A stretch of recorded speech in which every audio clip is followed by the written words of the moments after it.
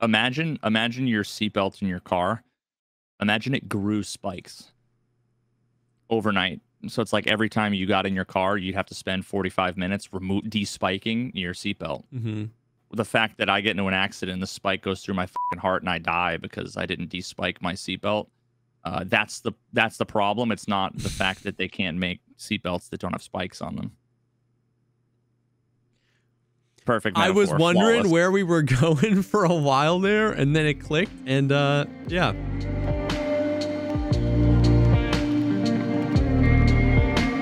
What's up, everybody? Welcome to the podcast, the show dedicated to talking about all the bonkers things in life, like music, content creation, and video games. I'm one of your co-hosts, JesseKazam.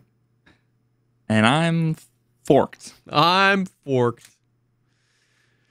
I'm getting man. Get forked. Man, my chess elo. Oh, the last couple days. Oof. Dude, that was a that was a really funny TwitchCon interaction. We were just like walking around the floor, and like Adam, my buddy's like super into chess, and I was like, oh, the chess.com booth. And then somebody was like, that's Veritas. Oh, wait, when was that? When you were playing, yeah, when you were like in the line playing, there was like 7 people playing. I forget her name. 9. Nemo. Her Nemo. Name on Twitch is AKA Nemsko, Nemsko. People call her Nemo. She's like a female grandmaster, or a woman grandmaster. I think it's a WGM. Yeah, so her elo is like 2200 or something. The fact that she was playing 9 different people and beating them. Yeah, she was doing a simul. If anybody's ever seen Queen's Gambit, yeah, you would know. Like that's what. But it's like they had Beth Harmon do, play a bunch of people, yeah, all at once, and you basically make a move, go to the next table, make a move, go to the next, and I know that was real, but like it seems like such a movie magic thing. It seems like such a like the brilliant, mathematician can do that, and it's like seems a little Hollywood, but like it's not. Like people can really do that. Like they can. Yeah, it's one store 9 games worth of chess in her brain.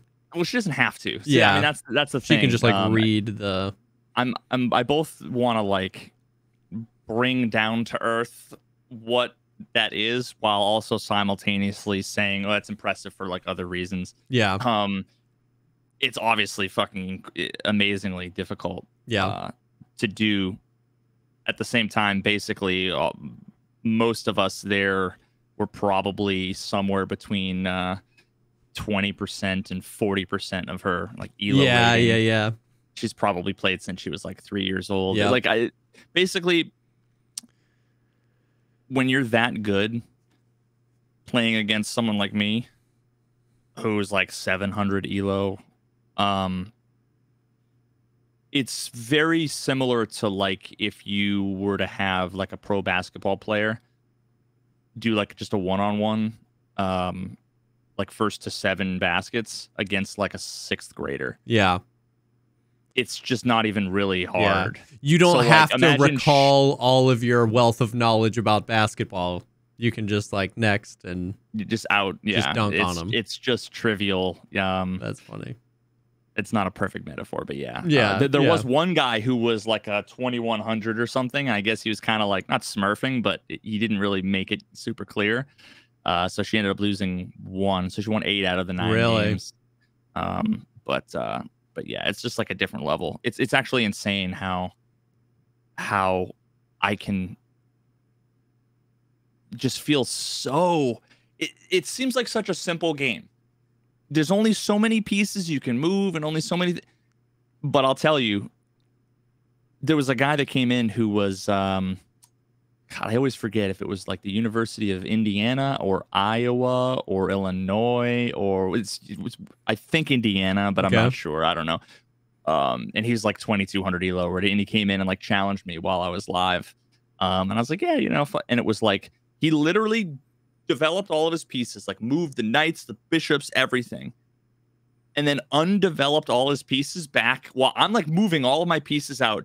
He moves them all out and then moves them all back and then moves one out and then moves it back. Oh, like, totally, my God. Totally like barely trying, giving me every advantage possible. Like gives me the queen, just lets me take the queen. And then like 4 turns later, it's over. Like it's not even close. That's dude. crazy. That's crazy. Yeah, I feel so utterly powerless. Like Yeah. like way more than I feel and I feel powerless in Tarkov, way more powerless because it's pure skill. Yeah, it's like exactly pure skill.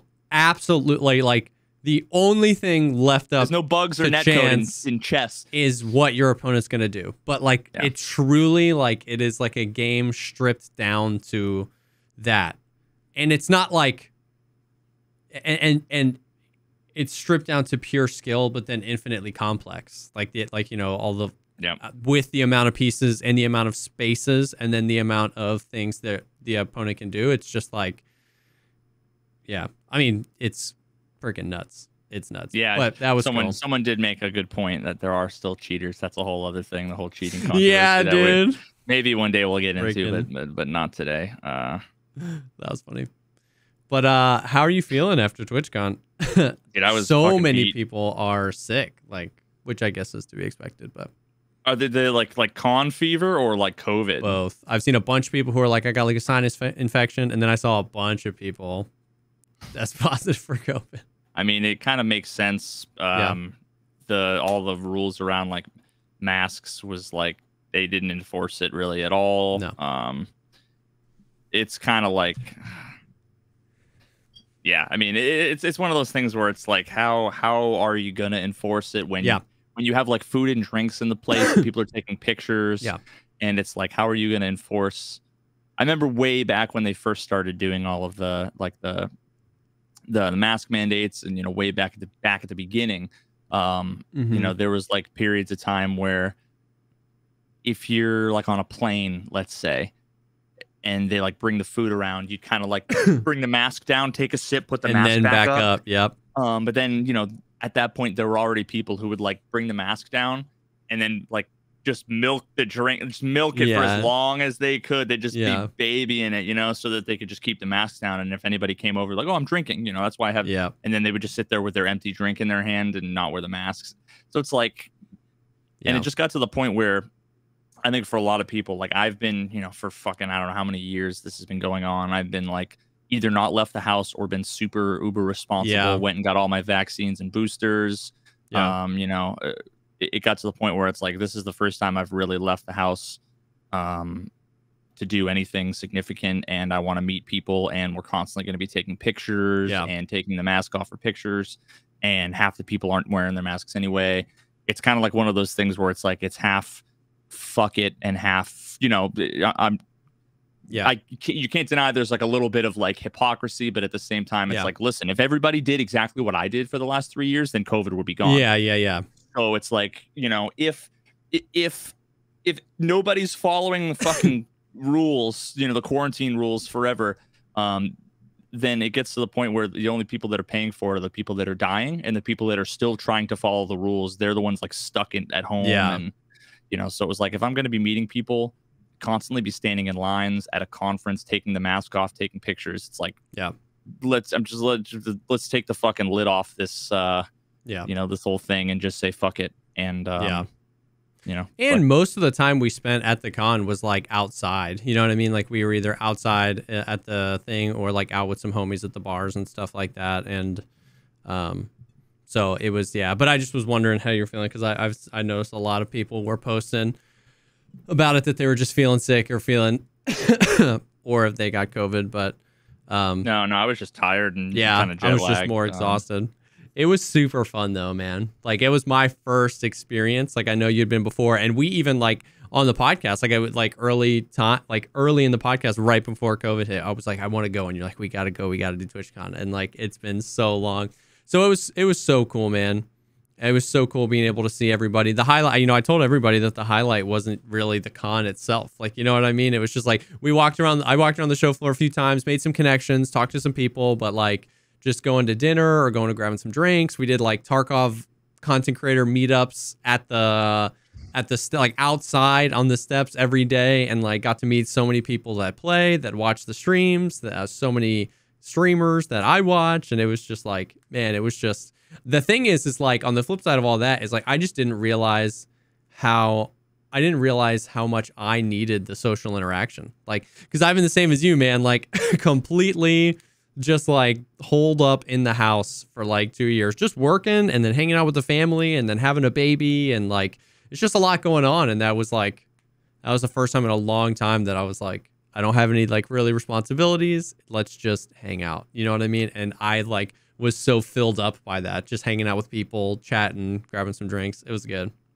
Yeah, I think in the con, all I really did that actually was like meaningful was I went and I talked with the Marauders devs. Yeah, got to meet them, which was really cool. Which was super cool. Yeah, and then for the most of the rest of it, I hung out at the chess.com booth. That's funny.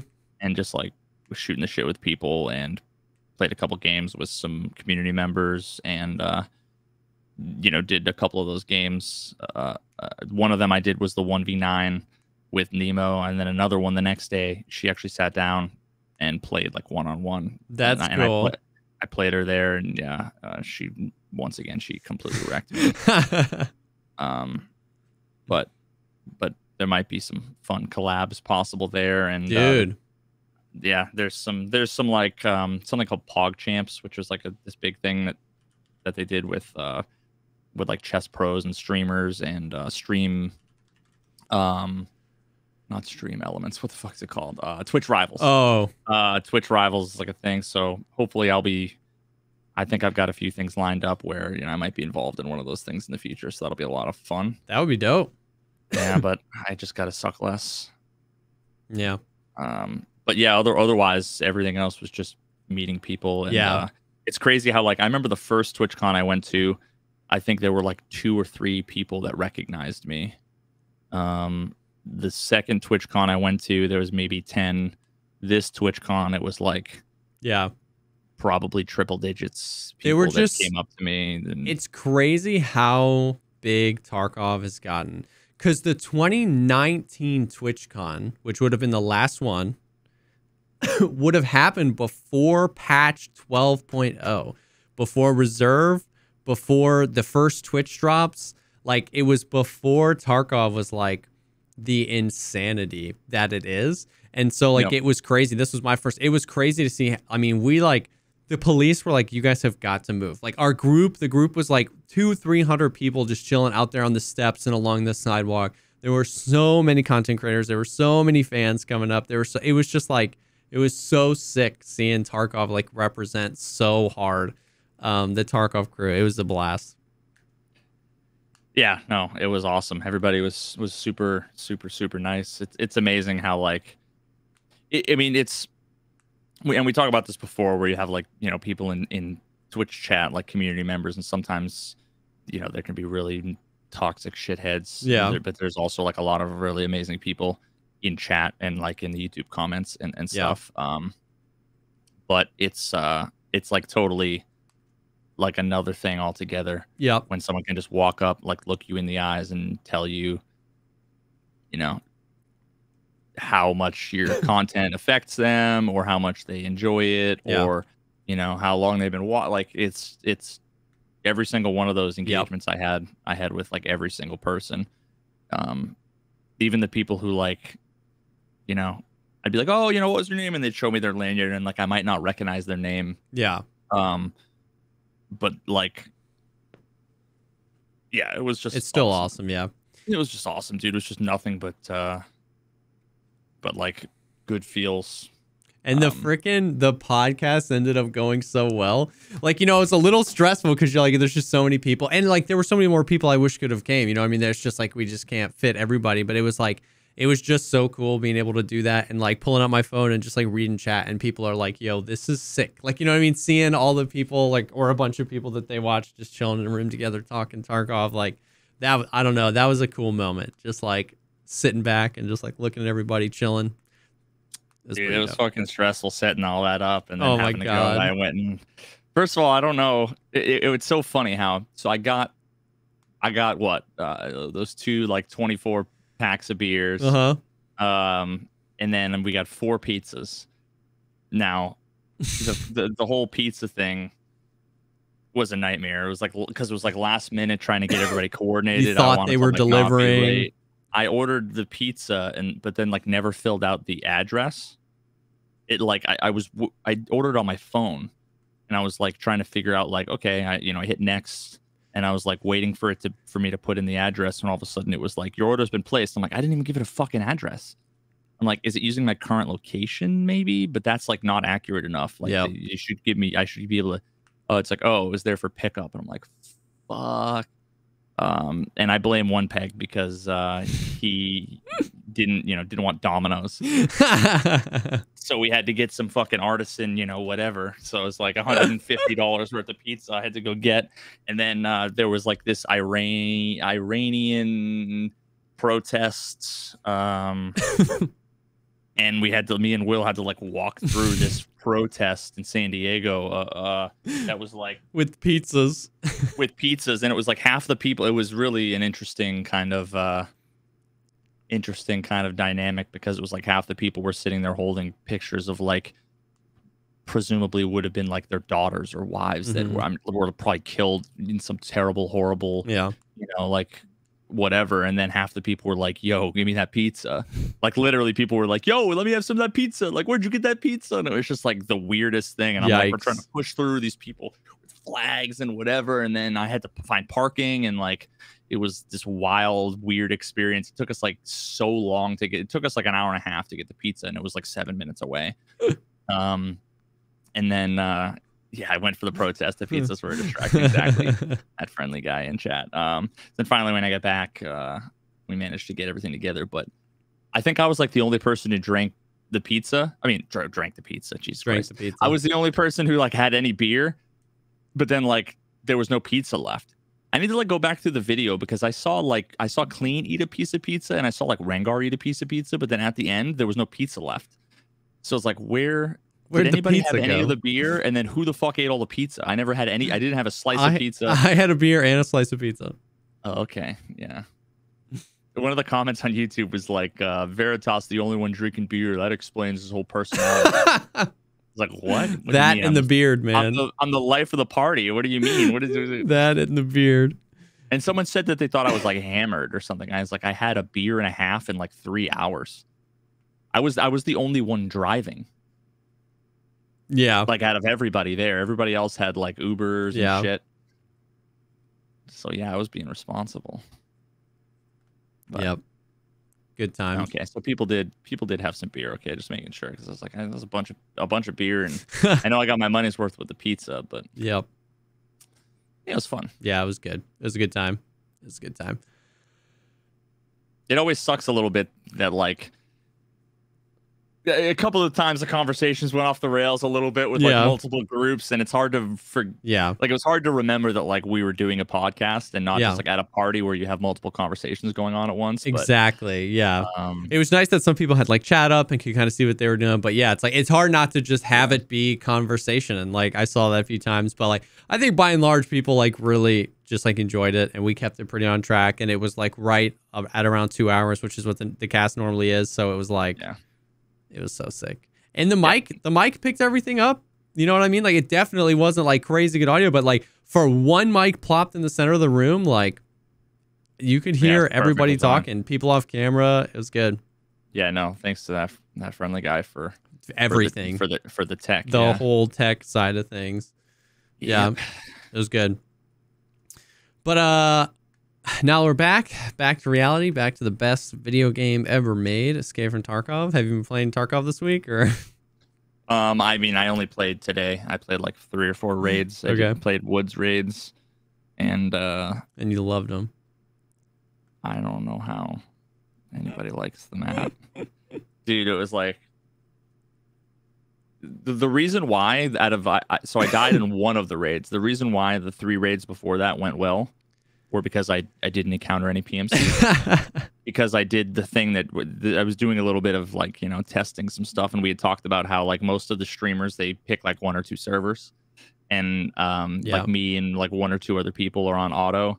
I'm like, all right, let me do the fucking Tarkov streamer meta thing and pick a couple of servers and whatever, and it just so happened that they were fucking dead, and that was like my successful raids were marked by not encountering any PMCs whatsoever. They'd be like 8 scav kills, but It was also like, you know, I'd stop in 2 or 3 of the buildings and would fill up like a small to medium sized backpack with like, I'd get like a clock, a thing of fuel, maybe, but then like a few junk items, Nuts, a couple of bolts, attachments and whatever. sugar. And it was like, yeah. And then, but both two of the 3 raids I got out with less than 10 seconds left. And it was not for lack of trying. It was literally run until stamina's out and wait for it to regen, run until stamina's out, wait for it to regen. I drank like 19 fucking like juice boxes and all of those things because it was like, I might as well fill it up, level, you know, whatever the fucking skill is, metabolism, and then like also it was primarily just because it's like an efficient way of getting rid of weight. Yeah. Like I could discard the juice or I could drink it, so I might as well just drink it, you know? But it was like... Which kind of like... It's funny because once again, when we've had this conversation kind of a few times, but like it goes to show you that they kind of balance the game around the meta, but not the intention. So like, for example, I never experienced that. I have elite strength endurance now, but even earlier, I didn't experience that too much because as soon as I could, I got a injector case and I always have a mule on me. Always have a mule on me. So it's like, once again, we kind of balance it just feels like, the experience is balanced around the fact that it's like guaranteeing that I'll have a bunch of stims so I can traverse the map one way. Whereas if you play it without that, you're like, this experience feels weird. I don't feel like I can move. I don't feel like I can get anywhere. I don't feel like I'm accomplishing anything. The game's like unplayable unless you have a mule and an SJ6. Yeah. And to add 200,000 rubles to every raid to make it playable. Oh, yeah. I definitely agree that it's not, but it's just interesting like that. I mean, we've talked about it a bunch, but yeah. And I mean, like they're never gonna like adjust the strength and endurance and weight stuff to make it so that like it's actually reasonable for the normal player. Yeah. They're going to like nerf the stims so that it's shit for everybody. Yeah. You know, I don't know. The problem is that it's because it's just become the meta that you do that stuff. If you ask anybody what they feel about the endurance or the strength, they'll think, it's not bad. They'll think because just get a mule. Because they aren't thinking about the things. I mean, they might not even remember the mule and the fucking SJ because it's just become just like pre-medding was a thing, right? You spawn it on factory and instantly you hit the golden star. Yeah. Like people say like, oh yeah, there's nothing wrong with your legs getting blacked out or like you don't need an adrenaline system. Those people would never say that because they don't think about it because they've just made a habit out of some stupid thing that gets around the stupid design. Yeah, and my favorite is like when I die, like if I die and people are like, your fault, bro, you should have pre-medded. It's like, okay, it's like, so I guess that's just Tarkov. It's like you have to spend literally every second of your in-raid time under a painkiller or else it's your fault, you die. That means you have to have like 3 gallons of juice on you because you're like hemorrhaging, hydration and energy. And if you run out of energy, that's your fault because you were pre-medded too much. And it's like, what is this experience? You know what I mean? Like, what is this becoming this weird? And once again, I do it. It's funny when I talk to you because you don't, and your experience is so different than mine. I golden star at the beginning of every single raid. You know what I mean? I do it. But it's just like in those moments, where like my painkiller run out and I didn't check and I died because I like hit me in the leg and I was limping. And then the Twitch chat's like, wow, should have. I'm like, all right, I play into the meta, but it's like, calm down. You can't spend every second of every raid on a painkiller. Like, yeah. No, I mean, here's a perfect flawless metaphor that nobody should question. Imagine your seatbelt in your car. Imagine it grew spikes overnight. So it's like every time you got in your car, you'd have to spend 45 minutes despiking your seatbelt. Mm-hmm. Like the fact that I get into an accident, the spike goes through my fucking heart and I die because I didn't despike my seatbelt. That's the problem. It's not the fact that they can't make seatbelts that don't have spikes on them.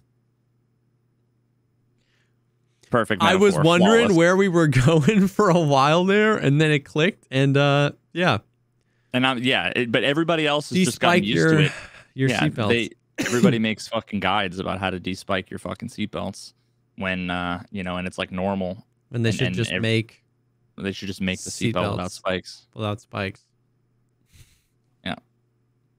I mean, it's a complete and utter dog shit metaphor, but it serves the purpose. It serves the purpose. It does. It does. Yeah. Now, did you know the quest where you get the folder from the cabin and you have to hand it into either skier or therapist? Yeah. Did you know they changed the reward? We were talking about this on the podcast last week. About like, oh yeah, well, I do here to, because it was like before it was what, like med case or injector case or whatever. Yeah, one of them is an injector case. Yeah. No, they're not. Now it's just money and rep. There's no items. They moved it to one of the injector case is a reward for one of. So now you make a choice, and the choice is literally, it's either you get 7,000 XP and like 80,000 rubles, or 4,000 XP and like 170,000 rubles. So they just made it less. They made the choice even less important. Really? Is that chemical or is that the other one? I don't. If they did, that's kind of crazy. I'm wrong here. Well, listen, I was just going with what fucking Twitch chat told me. Yeah, I mean, I know they have changed things like that before. They've changed quest rewards mid-wipe. Okay, wait, hold up. Are there multiple quests where you have to choose who to hand the thing to? Yeah. There's two, okay. I think. Never mind. Forget I said anything. Yeah, well, I mean, like This is what I get for fucking listening to Twitch chat. Well, I think last wipe, what they did was they changed one of them in the middle of the wipe from whatever it was to an injector case. So, like, if you completed it earlier, you didn't get the injector case, and then you did. So it wouldn't have surprised me that much if they did it again, but in a different way. You know what I mean? Yeah, I don't know. These are the. I've basically blacked out these quests from my brain because I've done them so long, and they're so fucking annoying, and the rewards have always been trivial, so I just stopped paying attention. Yeah. I stopped learning which quest was which, and it used to have a little bit more weight because you would turn the one in for like the helmet, but then now that you can get all the helmets on the flea for cheaper anyway, it made that choice less of a thing. Okay, I guess that's a chemical part. Okay, whatever, never mind. So then I guess that's not a thing. Another thing that they did though that I noticed because I just unlocked the compass was that now there's no hotkey for the compass. Oh yeah, you need to bind it on your hotbar. Yeah, it used to be you. Yeah, really cool. And great, every time you die, it resets the bind. Naturally. No, that's a great. So if you survive like 8 raids, you can put it on a bind, and every time you go back into the raid, it'll be right where you had it. And if you die, you have to reset it. Yeah, but I mean, every other person, though, all they do is spend 900 hours a day watching, like, Deadly Slob or whatever, so they've memorized every map. So they don't, unlike me, they don't need to use the compass, but I actually go to use the compass, and and then they made a feature that one person uses once a wipe into, now they made it 3 times more annoying. Yeah. I'm sitting there pressing U going, what the fuck is going on? What's going on? I am surprised because, like, it's the only thing you can... So, like, they did the 3 special slots, which is a definite win. It's cool. Yeah. But the only usable item in those is the compass. You can put the Wi-Fi cameras, you can put the markers, but you can't use them. You can only, press F to interact on where you need to place those things. You can put the multi-tool in there, but you don't need a multi-tool. You know what I mean? You can put a rangefinder. Okay, I guess that's the other thing. The rangefinder is the other thing. But, like, I'm just surprised that they didn't make those treat those as binds and like assign them as binds and not have assign them as binds that aren't clearable, and then make it so that you can assign them to other key binds. Yeah, binds like in the menu. Yeah, I was surprised at that too. Yeah, make it a key bind like all of the other key binds, like the whole double click release. Yeah, like all of that shit. Yeah. But yeah, I was interested at that decision. Love the special slots, but I would have loved to be able to just like at least yeah. I mean, it would even be perfect if you just like you could bind it to whatever key you want in the menu, and then just it would just stay there. Because if you can't lose it upon death, then let me bind it permanently. Because I'm not like moving around my rangefinder all the time. You know what I mean? I just have it on all the time, and if I die, then and I don't ever remember that I have the rangefinder until like I'm in a raid and I'm like, how far away is that guy? And I press the button, it's not there, so I have to tab in, bind it to 7, then tab out, then do it, and then the next time I want to use the rangefinder, I've died at some point in the past, so then I have to do that whole process again, and it's just weird. Yeah, people in chat now are saying, and they were saying it back when I was doing the fucking immersion raid earlier, when I actually had to pull up the compass. Like, oh, with all the time you've put into the game, I'm surprised you. It's like, listen, 98% of the game, I know, ignoring Lighthouse because I barely played Lighthouse, but like the vast majority of the maps, I have no problem navigating. But when you spawn in the middle of a random wooded area on woods, like I haven't played the woods expansion is new. I probably have fucking 5,000 hours on woods, but on the expansion I probably have 1 hour's worth of game time walking around the new expansion, and everything looks identical. Yeah. And half the time I'm sitting there trying to avoid landmines. Yeah. Because I don't know where I am and they're not marked, which is more dog shit game design. So it's like what I'm interested and I've had to do the whole find the fucking convoy and then go from the convoy to the USEC camp. I've done that maybe 3 times. Yeah. 3 times in 5 years of playing the game, as if I'm gonna fucking be able to memorize. I still don't know where that convoy is. I get there. I walk around until I find the day of the wipe, and then I forget immediately. And then from there, because I've only done it 3 times, it's like which direction? It's either that way up the road or that way up the road. Yeah. You know. Yeah. And then what I find interesting as well is like you remember Nikita's response to like the grenade thing when I was like omega malding about like the grenades, and I wish I could grenade order. Yeah, the order. And the reply was basically like use the binds, like just get good, start binding your flashbangs and binding your frags so you know where they are. You know what I mean? Yeah. What's interesting is that like we're out of numbers. You know what I mean? Like 1 is your pistol, 2 and 3 are your gun. Most likely 4, 5, and 6 are your meds, right? Most people bring a hemo, a heal, and a painkiller. Some people also bring bandages, so like they don't have to use their heal for their bandage, like, you know what I mean? But let's just say 3, it's say 4, 5, and 6.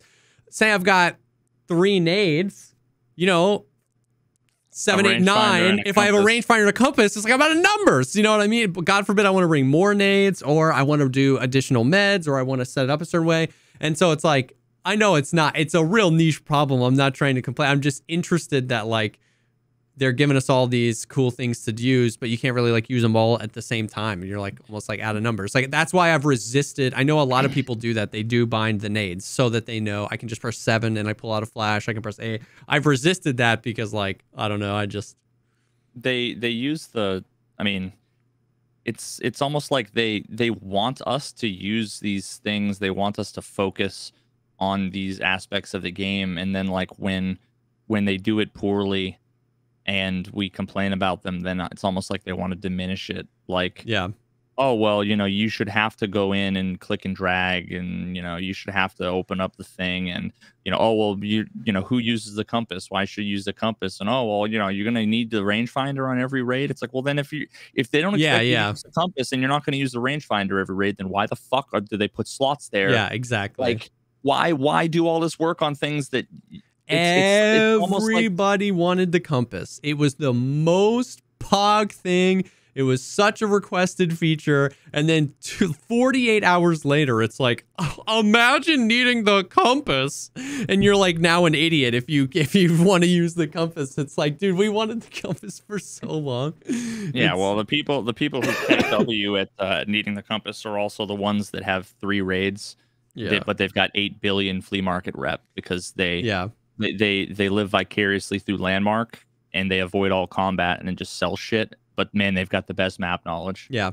They've got better map knowledge than me. So yo, it would be dope if they allowed us to bind like up to 3 grenades on a single button, because then you could do the same thing. If you could just like, you know what I mean? So like frags, you go to throw it and it would just frags are always on 7, flashes are always on 8. So if I brought 4 grenades, I could bind both of my frag grenades to 7 and both of my flash grenades to 8. Or if I so chose to bring like an impact, a frag and 2 flashes, then I could put the impact and the frag on different numbers if I wanted to. But like almost letting us stack them, then it like consolidates, you know, me having to stretch across your entire keyboard to press the button that you want, but still means that it's kind of like a halfway. It still means that you have to like plan it out, kind of like Nikita was saying. Yeah, no. Yeah, again, people like that was the meme for like a year and a half, was that every time they do the Talking Tarkov podcasts, the chat would be spamming. 90% of the comments was when's the compass, when's the compass, when's the compass, when's the compass. And honestly, like to me, the compass is useful for every now and then when it's like I'm on a random point of woods and I need to know how to get from this, you know, from like the scav camp to the like second bunker of another quest. It's like I know how to get to and from a lot of the places, but like I don't have a mental map of the new expansion and how it relates to like this particular thing. So it's like I know I need to go north. Yeah. So fucking pull the, you know, but it's also, you know, I mean, anybody that played OG PUBG would know that 95% of your callouts were the compass bearings. Yeah. Because you'd have the thing at the top of your head. So you'd say, oh, there's a 2 or 3 man out on 185. Yeah. So imagine if the animation was 700 times faster than it was, and it showed a big number on the screen. So it would go flip 185, flip, and you put it back. Yeah. But now it's like literally not worth it because it's so cumbersome that it's not.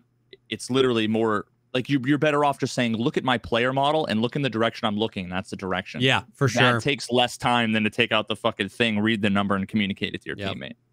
I'm really interested to see if it's how effective it'll be on a map like Streets. I mean, I know, haha, copium, lol, we'll get it 6 years from now, but it's supposed to be a really big map, and like they've been doing a good job, dude. I just laughed because this chat message, like, it's funny how common of a call out this is when you're playing with a duo on this nade. Like, I don't know how to explain to you, and the compass is so bad, I'm just gonna throw a nade, and where that nade blows up is where I saw the guy. I can't tell you how many times I've been like on my nade.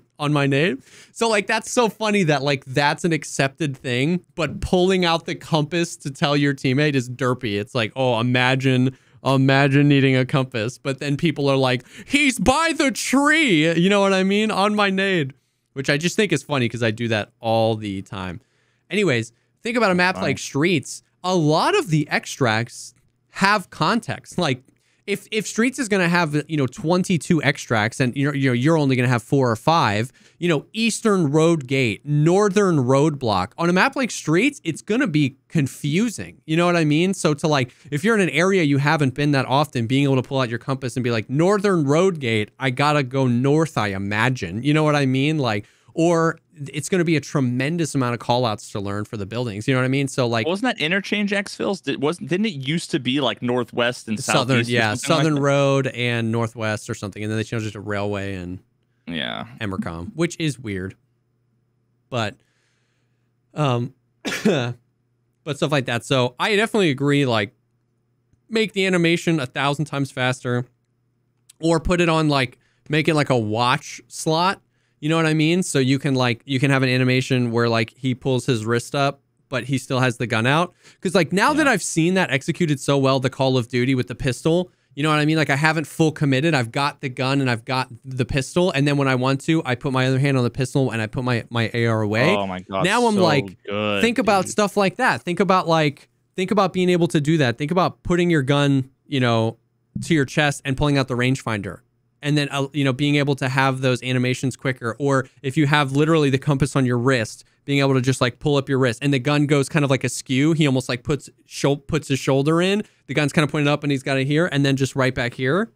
Like, then these things would be like dope. It would be usable. You know what I mean? Like, combat as we know it would change if the pistol thing was in the game. You know what I mean? Like, how many times you run out of ammo? I died today because I like ran out of ammo on a guy. I was trying to pre-fire him and he wasn't where I thought he was. So I was like, click.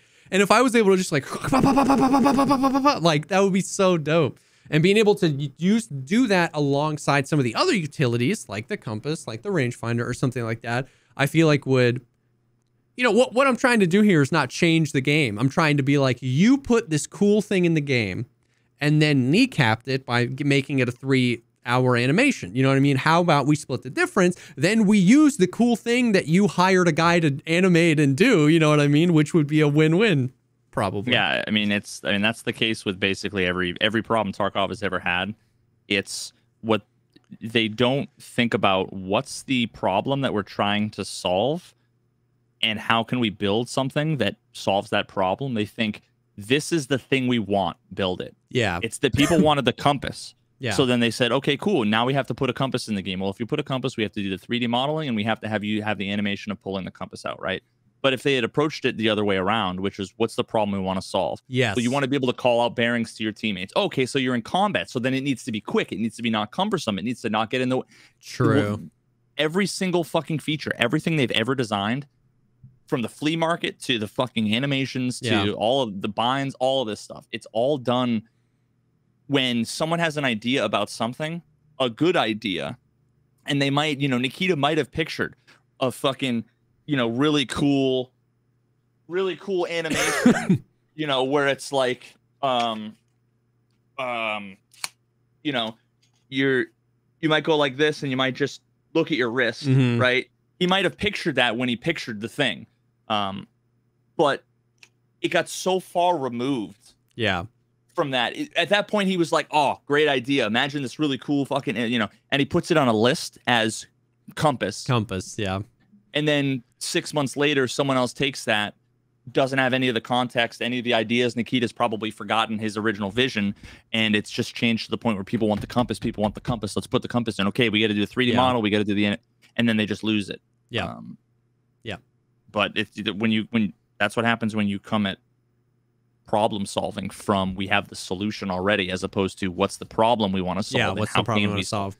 And how can we solve it? That's a good point. I mean, like that really, yeah, it's like, of course, Tarkov isn't only about the combat, especially as the world gets bigger, but like, yeah, you have to approach these things from the combat perspective. Same thing. Like a lot of these things, like, don't require two hands. You know what I mean? Like it's not like I have to like pull it out and like, you know, flip the latch and like push the compass open with my other hand. And, you know, it's not a two-handed thing. It's like there are compasses that flip open like that, but there are also other compasses on wrists and stuff like that. And approaching it from a combat perspective, since we spend a lot of time in combat, would have meant a lot of these things, the pistol swapping animation, the compass, the rangefinder, even like I'd imagine in a real world scenario, if I had a rangefinder velcroed to my body somewhere, you know what I mean? And I was at a high ready, that's what I'd probably do. I'd probably, you know, either pull it up here or lower it to a low ready, rip it off. It's a literal one-handed device, you know, but it just feels like it's got to be this like, all right, you know, I'm going to open my Pelican case. I'm going to set my AR inside. I'm going to check the chamber. I'm going to close it. I'm going to pull out my rangefinder, you know, and it's just like, I just want to shoot this guy. You know what I mean? Oh, wait, I have to tab in. I have to assign the rangefinder to number 7 again. We have to tab out, and then we have to hit number 7. Then you also gotta know, okay, so he's if 300 meters away. Like he's 300 meters away, then you have to think, well, what round do I have in my magazine? Yeah. Because that might change it, you know, depending on the bullet I have. If the person's 300 meters and I'm 0 to 300 meters, which, you know, you can only do on a handful of scopes. Even some like 6Xs, you can't like zero out to 300 meters, right? Like you're like limited to like 150 or 200. I forget what the limits are, but like even then, depending on the bullet you have, if the target is at 300 and you're 0 to 300, your bullet will hit high or low. So then even that, it's like, what's the the rangefinder is an item that, as far as I can tell, has only ever been used by like the most serious of RP sniper dudes, which basically is tower, and that's probably it. And by me in offline mode to show how other things of the game are broken. It's basically just like, I want to see how far this is. So when to prove your friend wrong. So when I guess and I either hit it or miss it, you know what I mean? It's like I had my longest shot. My longest shot was I was playing with my homie Ben on Lighthouse, and I was just like scoping out. I was memeing around, scoping out. I was like, I wonder if I can see any PMCs all the way on the hill. And I was like, Ben, I see one. I just saw a head. And I was like, I have no idea how far away this is. He's like, that's got to be 600 meters. And I pull out the rangefinder and I put it right on him. It's like 680 meters. And I was like, that doesn't help me. You can't zero any of them to 680 meters and stuff like that. So I just guessed and I hit the shot. First shot, headshot, suppressed DVL with a voodoo. Doink. He fell over dead. And it was basically the only thing the rangefinder helped me do was just in that moment go, I just hit a 700-meter shot. You know what I mean? Like, and not like have to go get the tag to see that I hit a 700-meter shot. Yeah, you know, exactly. It was still just a guess. Like, yeah. And it's not like you didn't line up on the 7th fucking no, dot, I ripped it up to zeroed for 300, put 3 or 4 more dots up and just like closed my eyes and clicked and it worked. You know what I mean? Yeah. And even that, you might have made the same shot and just depending on the roll of the dice and the MOA of the gun, it could have just been a miss. Yeah, if I had M80 as opposed to M62, that same exact shot could have been a miss. Yeah. Yeah. I mean, or even the same bullet. Again, if you have some randomness on the spread, the accuracy. Yeah, true. Whatever the MOA was. Yeah. It literally, you clicked mouse 1 and they rolled the dice and it said if it was a 3, 4, 5, or 6, you hit your shot. If it's a 1 or a 2, you don't hit your shot, and you just got lucky. And you know, but there are times where you'd get unlucky, where you'd have a brand new gun, you know, and it would just be an unlucky. But then it was like, well, was my zeroing off? Was the scope broken? Is the FOV glitched? Was it hit reg? Was it the net code? Was the bullet wrong? Yeah. Was it the accuracy, the MOA of the gun? Was it because it had a suppressor? Was it because there was something that was called like that they were behind, but you couldn't actually see that they were? But you know, you don't fucking know. I saw the tracer, but is the tracer exactly where the bullet goes? I don't know. You know, there's just too many things that it's like. Yeah. But yeah, I'd love to see more of the utility be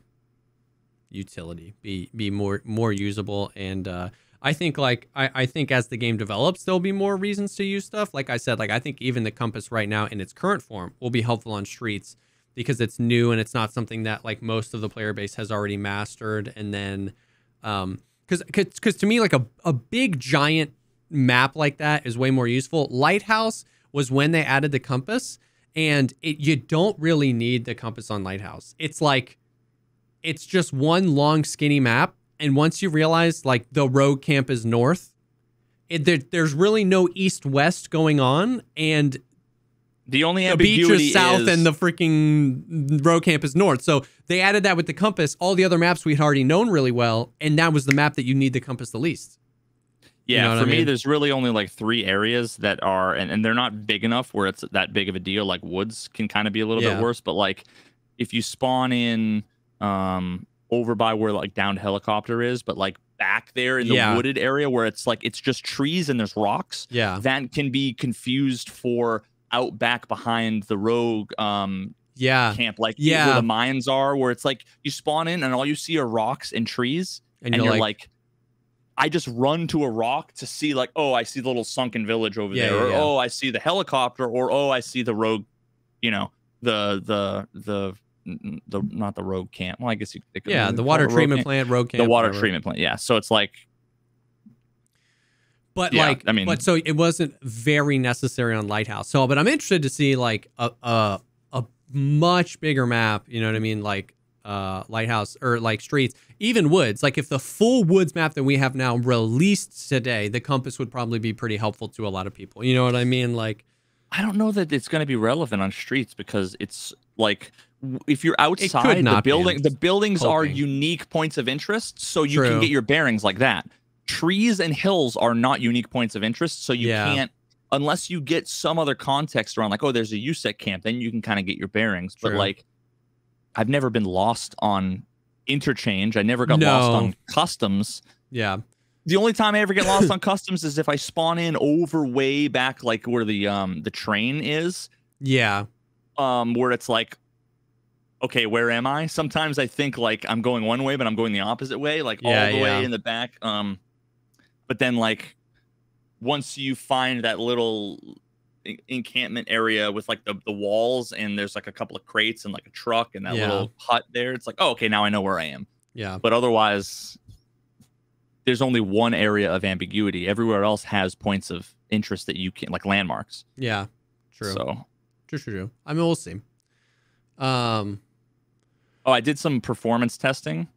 I remember we had that little bit of that debate, me and One Peg, about the performance stuff. I'm glad you brought that up, because like I want to hear your testing, but I also want to like, because I had people ask me about that too, and I was even scared to like answer because I didn't want to like accidentally further misrepresent what you were trying to say, because I'm not smart when it comes to that. In that, yeah. So like, what's the like complete unabridged, or what's the complete, I guess, more TLDR of like the original statement was like more PMCs is going to have a huge effect on FPS. Yeah, more characters is going to have a huge impact on FPS. Like the whole 40 characters is going to be a big deal. I even got confused by what One Peg was saying, and I was so lost that I was like, I don't know what's going on. Yeah, my hypothesis is that 40 characters is not that big of a deal. That what is a big of a deal is having a huge map with a ton of boxes and crates and walls and doors. And so let me like, is this correct? You're not saying adding characters is going to have zero effect, but that it's going to have a relatively insignificant effect compared to adding 6,000 duffel bags, 420 lockers, 360 locked doors, potentially 10,000 additional loot spawns that have a yes or no chance, computers that. So it's just that. It's just and I have a test that'll demonstrate that FPS of like the FPS drop from a map 4x the size. More comes from 14xing all of the other data and less about 3xing player count. Yeah, so let me just show you an easy way to do. And I did a lot of different tests, a lot of different things, but here's a good example. I was standing there in the middle of customs. This was in like a co-op raid, but there were 12 of us. Yeah. 12 PMCs standing in front of me, and I'm getting 80 FPS. Yeah. Okay. 11 of the PMCs disconnect from the raid, and I go up to 90 FPS. I look down at the ground and I go up to 120 FPS. Yeah. Okay. Do you know? You probably do. Do you know how Tarkov works? What is it rendering? Is it rendering my field of view forever? Or is it like rendering? Because I know at one point you had talked about how like Valorant's really interesting like that, where it only renders what your player would be able to see, and that requires a lot of intelligence on that end. Is that because that's what my intuition tells me, because like you said, I can look down into a corner and then obviously ping my frames to 120 and then I look up. So it's got to be somehow related to what I'm seeing. Is it rendering everything on the map at one time, or do you not know? I mean, I have no idea. Okay, like the only way that I could do that is if I had a free camera. And I actually showed this on my Satire V channel. If you watch the videos I do on Super Mario 64 and Ocarina of Time, I have segments in there that talk about how like the levels are like generated, and I like free cam, and you can see how like in the beginning area where Link like crawls into like a little tunnel and he crawls through. If you free camera out with like a hacked version of the ROM, all you see is like where you're coming from, all of the little fencing and the grass and the walls and stuff, and then the tunnel, and then like nothing on the other side of the tunnel. As soon as he starts to lower down into the tunnel, you see then the opposite side of where he's crawling to, the little area with the grass and everything, pops into existence. And he crawls halfway through, and once he gets halfway through, everything on the other side from where he came from goes black and completely is unloaded. Yeah. And you can literally just like crawl an inch forward, an inch back, and you see like pop in, pop out, pop in, pop out. And it's like where he's going, where he's coming from. I don't know how Tarkov works. I don't know any of those things, but all I can say is that if you stand in one spot, and you can do this, do this in a raid, whether or not there's players or not, it doesn't matter. You look in one direction, I can go from 70 FPS to 120 FPS by looking down, looking north, looking west, looking up, going inside a building, looking down.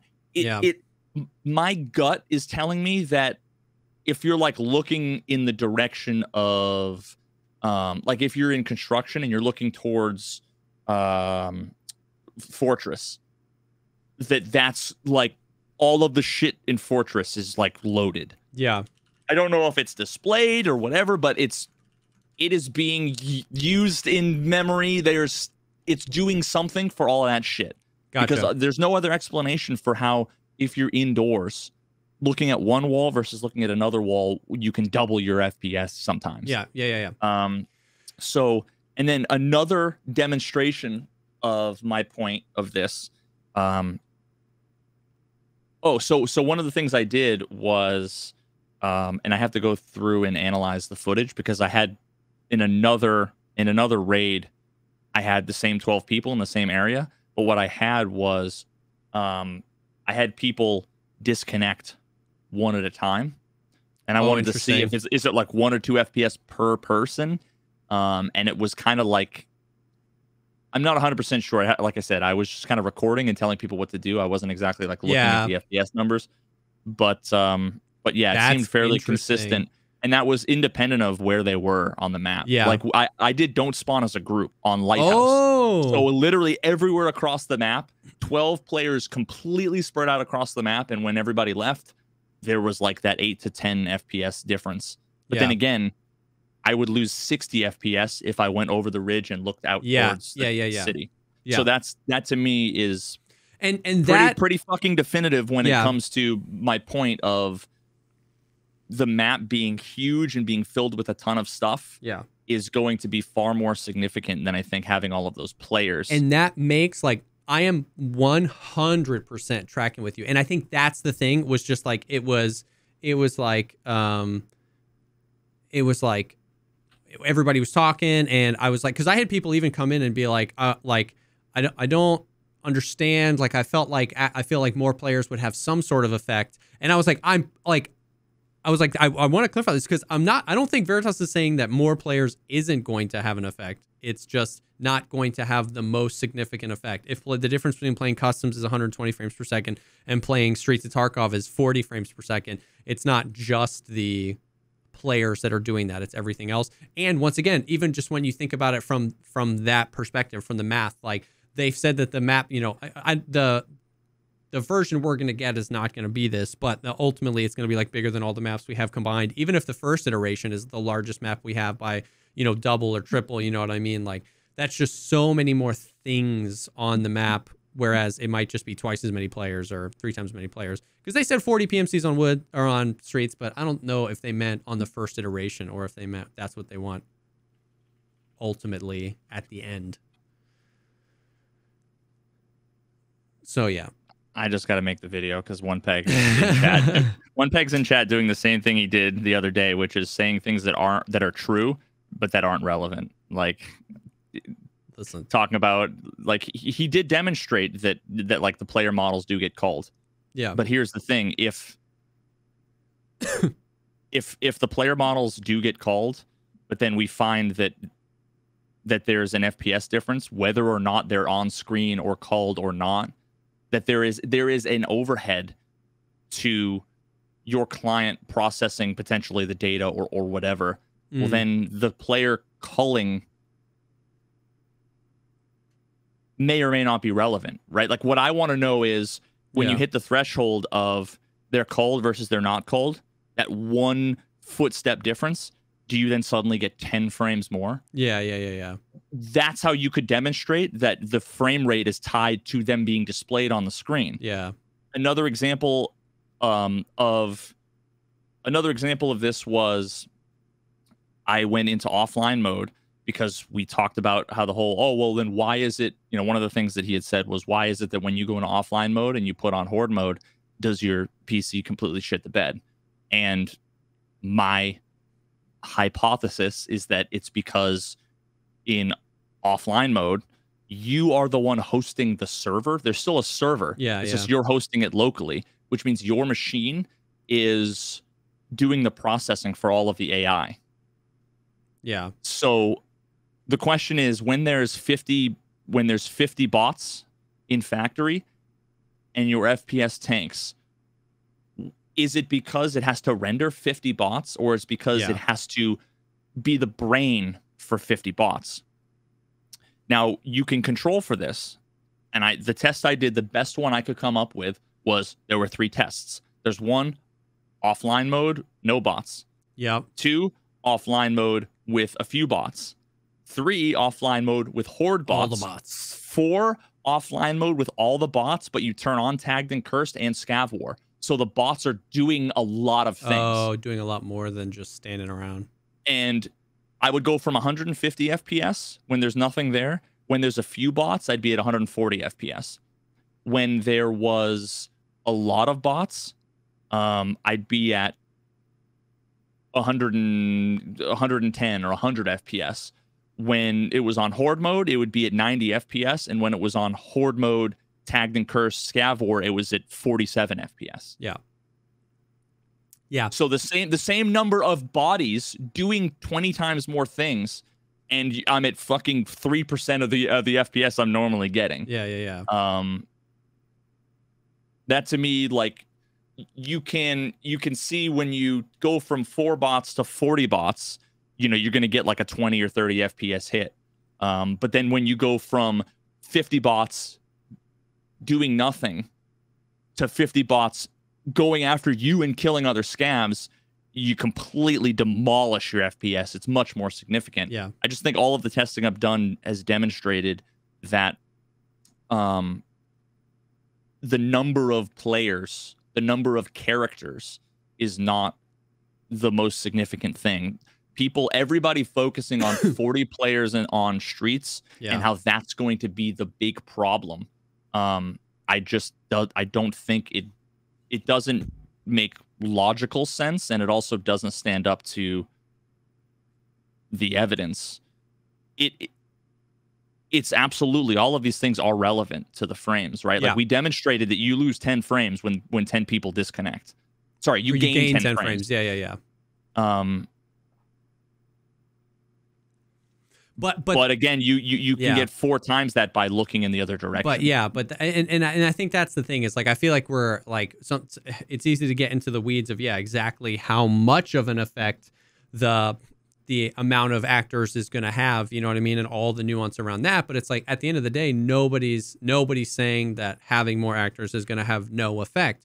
It's just when Streets is playing at 40 FPS and people are saying, oh, like, why don't we just lessen the amount of PMCs? That'll fix it. It's, you know what I mean? It's like going offline mode is going to run like shit no matter what. That's the importance, I think, of this conversation, is that, like, for the community to understand if there is performance issues, you know what I mean? Like, it's that the players won't be the most significant source of running your PC down to 13 FPS. And yeah, if they did half the player base, you might get 7, 8, 10, 12 additional FPS, but you're still processing the innumerable amount of data with all of the places, all of the AI doing things, all of the loot that's being generated, all the different places that have loot, all the different buildings. Like, it's all that additional information because you're scaling up the map. And a great example is just the fact that, like, Reserve and, I mean, I guess I don't know if this is an example, but Reserve and Lighthouse, I saw somebody say this, both ran like absolute garbage when they first came in, and then they both have done tons of optimizations, and they run better, not great, even though the player count has remained the same. Like, they've never reduced or increased the amount of PMCs on Reserve or Lighthouse. They've just, like, optimized, I guess, all of the rest of that information or something like that. And again, I don't, like, disagree that all these things are relevant, but people say, I already know that what people are going to say is, oh, well, you say 10 or 15 frames. That's huge. It's going to be significant, you know, because of all. Yeah. And all my response to that is, I go up 15 frames when I turn 3 degrees to the left. Yeah. It's already so. Literally everything. I will go from 30 frames to 150 frames within a 20-second span where I'm just changing my environment and running around. Yeah. So when people say, "Oh my God, if I'm losing 20 frames because of 40 players, that's going to make the map unplayable," my whole point is that that's the least of your worries, and it's not about the number of players. And the same can be said for netcode. There's no reason why. There's no reason why. You know, quadrupling the amount of data should be relevant to the issues with the netcode. The issues with the netcode, it doesn't have to do with like throughput. It has to do with the fact that like your tank has giant clogs in the middle of the tank. Like the filters on one side of the thing are all fucking clogged. The pipe can be, it's not about the pipes connecting the different pieces. It's not that you can't fit the water through the pipes between point A and point B. It's the fact that you know, at the water treatment plant in this metaphor, not actually in Lighthouse, but like the water treatment plant being the servers, the filters there are all clogged and full of garbage. So literally when you have 5 players or when you have 500 players, you run into the same issues. But again, I'm sure it's not going to be made better having more people. Yeah. But it's just, I'm just trying to basically say that when people say that the reason why Lighthouse is going to take so long is because they want 40 players. And if they were to just reduce it, then they'd be able to release it already. Those people, I just don't think have any idea what they're talking about. Yeah. And if they're right, they're probably right by accident, and they need to actually come up with logic, reason, or evidence to substantiate what they have to say. Otherwise, I'm going to tell them that it's baseless. Yeah. And I think it's just an important, it's just, it's an important distinction that like, you acknowledge and everybody acknowledges that it's going to have an effect. It's just how big of an effect it's going to have. And I also understand, I mean, I was in that literal same camp until we had conversations about this. Like as from just like a gamer's perspective, that makes sense. Like double the players, half the frames. Like what? Because I am very unaware of what contributes to the frame rate I have. You know what I mean? Like I'm very ignorant onto that and what type of information pulls that frame rate down or pushes it up. Dude, with how much people min-max everything and they're fucking data whores, don't you think that at this point, if the frames were actually consistent and they were tied to the player count, that people would have heuristics around like, oh, I'm at 82 frames. That means that there's probably 2 PMCs left. Yeah. You know, people would come out with that. Yeah. You know, that's the kind of shit that the community would be talking about. Also, but they aren't because it's so fucking inconsistent. You can't tell anything from. Also, if 10 frames made that big of a difference to you, people wouldn't use LPVOs when they're going to dorms.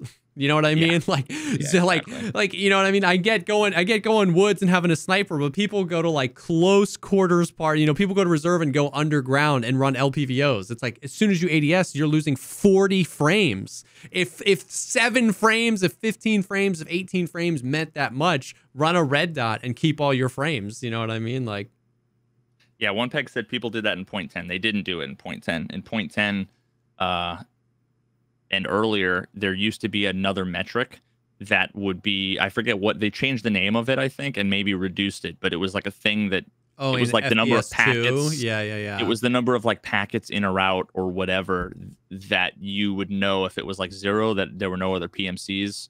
Otherwise, you could like infer. Yeah, it was something having to do with like packets. I do remember I forget. the wives' tale. I don't know if this was ever actually true, but I do remember the old, like, you'd get the stutter back in the stutter days. You'd be like stutter and you'd be like, oh, scav spawned in. Like, I don't know if those things were related, but that was the community sentiment, was that those things were related 100%. No, I mean that's absolutely like the creation, the spawning in of the characters of 40 new things. It does take a massive toll. Yeah. But that's a completely different process. And that right there is independent of whether they're being rendered on the screen. Exactly. Oh, yeah. Of course, that's independent because for the players, all of that information is done before we're in the raid. You know what I mean? Yeah. So, now speaking of netcode, they did a patch yesterday morning, and did you see anything about it? Because I'll read the. I didn't see anything about it. All I saw is that all day today, all I saw was packet loss. Yeah. And I've never seen that in 4 years. 5 years of playing the game. All right. So let me read to you the patch notes. It's 4 lines. It's not a lot of patch notes. Let me read you the patch notes, and then let me give me the TLDR. Give you. It's too long. Okay.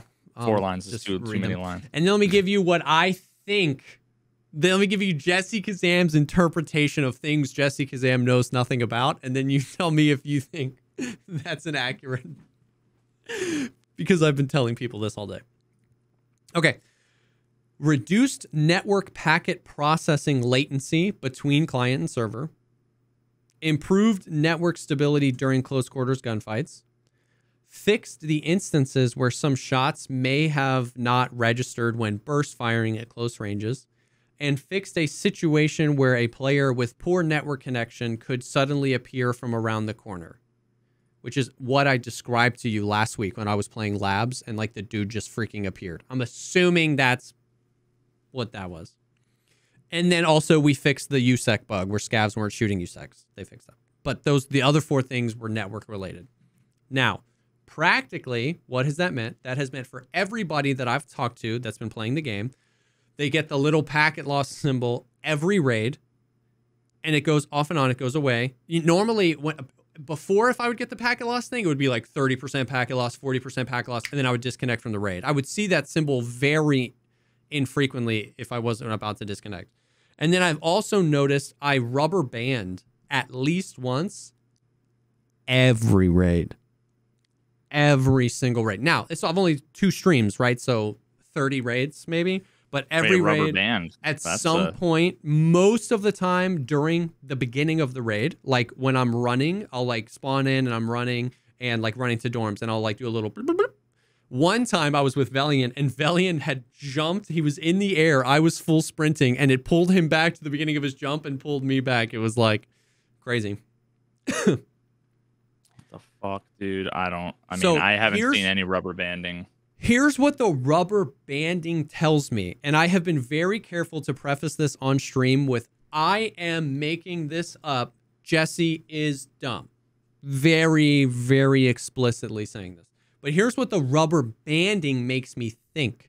That, like, previously, when the server and the server and the client were out of sync, the client just kind of kept doing its thing. And that's why we would die like behind cover, because the client was like, no, I am the king.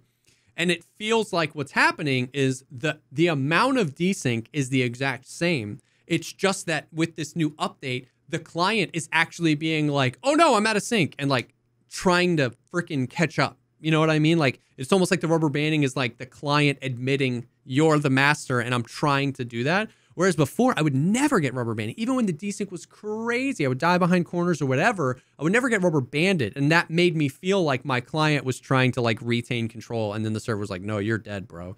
You know what I mean? So. I mean. I'd made it up. I don't know. Rubber banding, like people have historically thought like rubber banding in Tarkov was a bad thing. And I've been begging for rubber banding forever because that what that is like rubber banding is the server saying no, and the client saying yeah, you're right, and the client being like, okay, you are in charge. That's what I'm saying. That's the reason why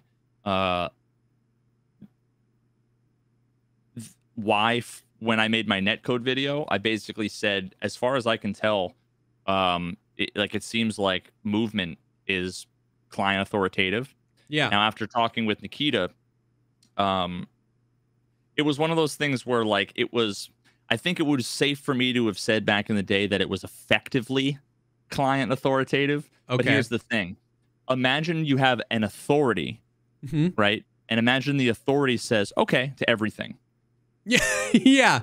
If the server says okay to everything, technically it's an server authoritative. Yeah. So it could that's have a good been analogy. for so long that, because Nikita had been denying it. It could be for so long that like the server just had no way. Yeah. It was technically server authoritative, but it wasn't doing its job as an authority. Yeah. Yeah. So rubber banding, I've only ever seen rubber banding like twice before. And it was always like, whenever I saw it, I was like, oh my God, this is fucking amazing news. I've gotten it at least one time every single raid. And yeah, so like, once again, making it up, it feels like, because the number one question 4 of the 5 lines of the patch were directly related to networking. You know what I mean? Like, so everybody's been coming in and being like, did they fix desync? Is desync gone? How's the desync? And my gut is telling me that the desync is the same, but how my client is then responding when being told there's desync is changing. People on Twitter are definitely complaining that the desync's worse because they're seeing the packet loss thing and they're seeing the rubber banding. But when you think about it, like, A, kind of like you were saying, rubber banding is a little bit more honest. And B, if my client gets out of sync 4 seconds before I get into a firefight, but my client refuses to acknowledge that, I won't notice I'm out of sync until I'm dead behind the wall. But if my client gets out of sync 4 seconds before a firefight and then I rubber band a tiny bit and now I'm back, by the time I get to the firefight, I might not be desynced. You know what I mean? Like, so that at least in my brain is like, yeah, you might stutter around a little bit more and that might happen in combat and suck, but let's wait it out and see if it's maybe a little better first. You know what I mean? Yeah. And like, look at a more ridiculous example. Imagine, you know, you're in the hallway of dorms and the other guy is, you know, like in the corner in one of the rooms in dorms, right? Yeah. Like maybe he's in marked room. Imagine you unplug your router, you sprint to, sprint behind him. He's just going to be exactly where he was, right? Yeah. You sprint behind him, plug your router in, and then shoot him in the back of the head. What the game should do is when you plug your router in, teleport you back into the hallway. Like, no. It shouldn't say, oh, you're in the room. Okay, cool. And then you shoot him in the head. Yeah.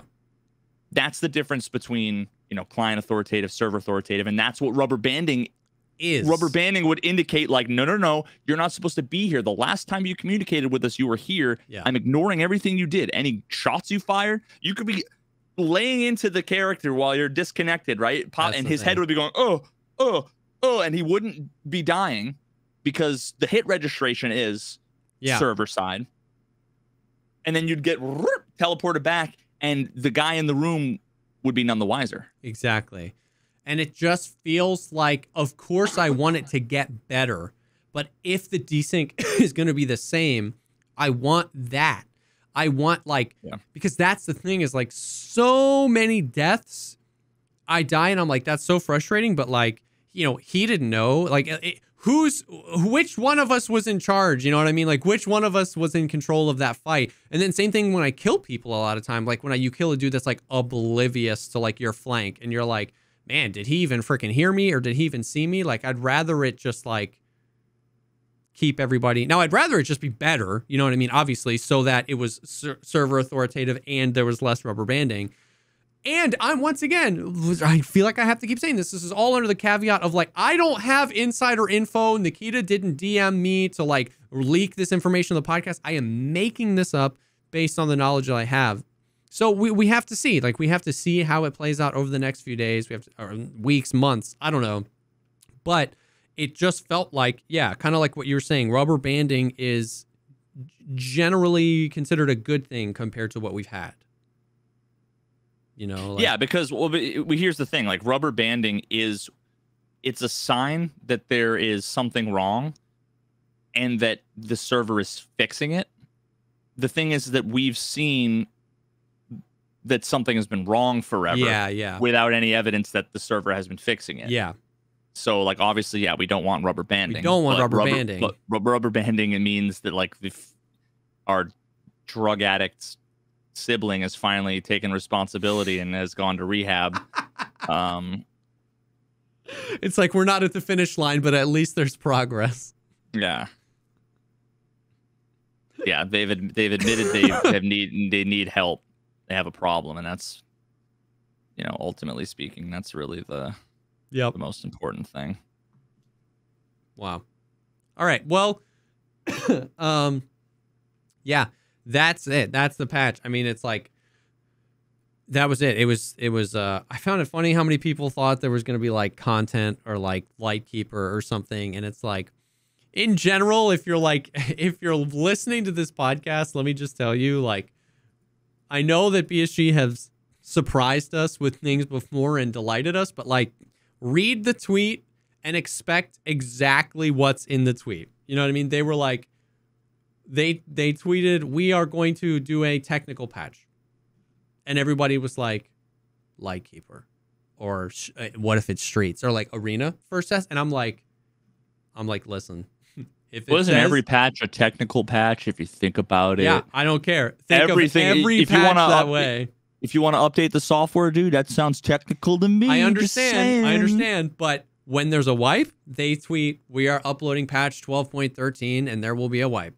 When there's a technical update, you know what I mean? Just assume it's that.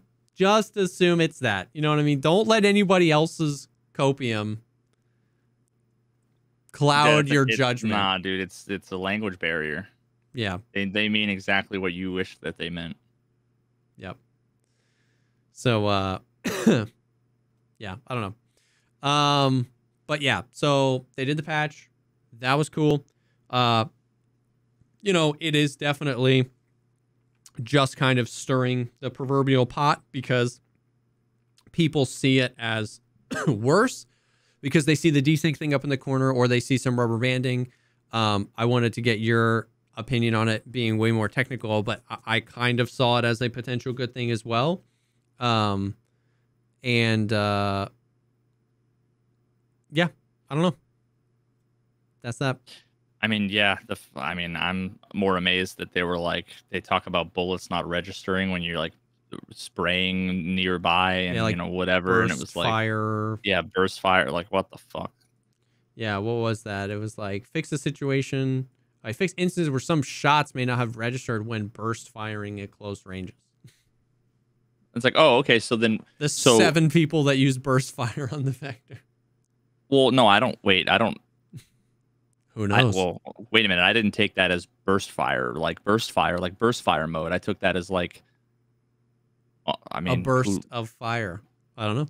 Yeah, like, I mean, I'm just thinking about all the clips that I've shown 8 million times where, yeah, you know, I'm like close quarters and all of my bullets are just going around their head and there's aim, punch, and blur, and it's like, oh, you mean to say that some of my bullets might have actually hit, but they just weren't registering?